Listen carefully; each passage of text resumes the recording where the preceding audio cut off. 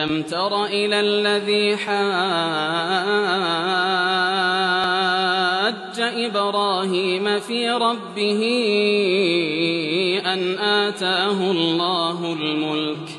إذ قال إبراهيم ربي الذي يحيي ويميت قال أنا أحيي وأميت قال إبراهيم فإن الله يأتي بالشمس من المشرق فأت بها من المغرب فبهت الذي كفر والله لا يهدي القوم الظالمين أو كالذي مر على قرية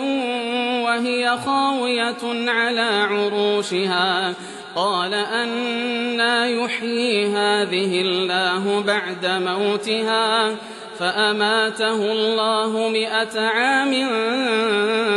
ثم بعثه قال كم لبثت قال لبثت يوما أو بعض يوم قال بل لبثت 100 عام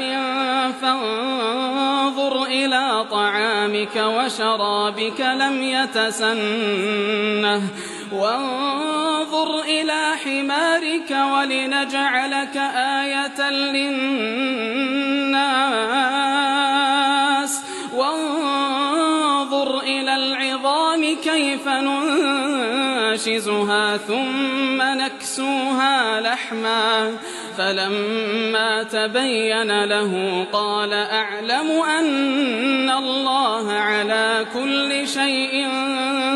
قدير وإذ قال إبراهيم رب أرني كيف تحيي الموتى قال أولم تؤمن قال بلى ولكن ليطمئن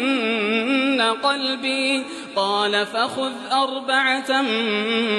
من الطير فصرهن إليك ثم اجعل على كل جبل